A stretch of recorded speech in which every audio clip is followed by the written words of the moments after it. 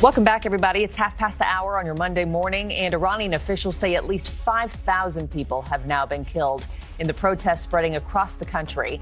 Activists say it's the bloodiest death toll since the 1979 revolution that brought the Islamic Republic to power. Meanwhile, hackers aired a message from the country's exiled crown prince on tightly controlled state TV. He wants troops and security forces to turn against the regime. For more, let me now bring in Jonathan Ruhe, a fellow at the Jewish Institute for National Security of America.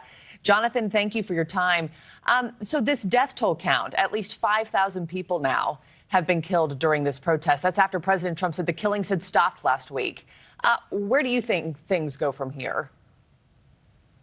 Well, I think we really are at an inflection point here. The regime did what it always does when it faces major protests, which is to try to crack down as hard and as quickly as possible to head them off at the pass before they spread out of control.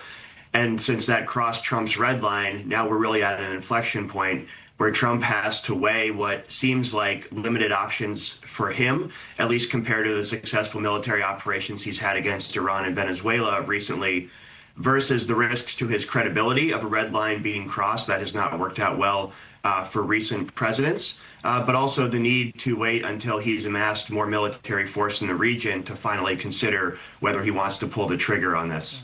And we know that Iran's president says an attack on its supreme leader would be tantamount to a full-scale war. President Trump also over the weekend said it's time for new leadership in Iran.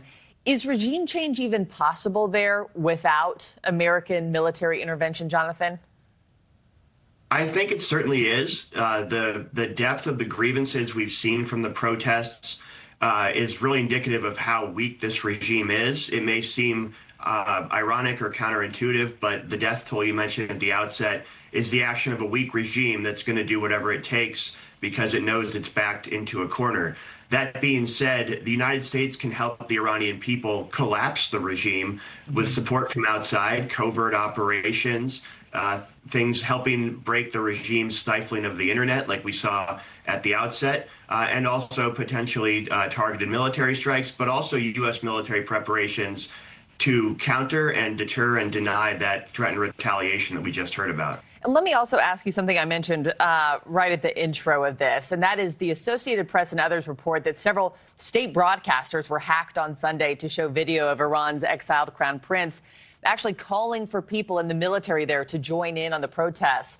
Reza Pahlavi, he hasn't lived in that country for more than 45 years, but it's often a name that you hear when you ask those protesters who might lead Iran if the regime were to fall. What kind of following does he have there, and should he have a future role in government?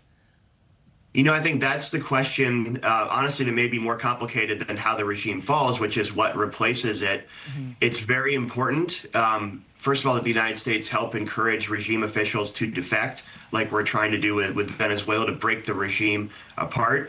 But with the Iranian opposition, I think there will inevitably be tensions between the diaspora, the overseas leadership in which Pahlavi has a large role, but also the interests of the people in Iran itself, because there's been a geographical and other disconnect in that sense. I would say the Crown Prince himself has made clear he views himself as helping shepherd a transition to a full democracy, and I think that's what the United States should be thinking of in terms of supporting dissidents, the diaspora, other people who can clearly pose a leadership role once this regime does collapse. Jonathan Ruhe, I got to end it there, but thank you so much for your time, especially early on a Monday morning. Appreciate it, sir. Thank you so much.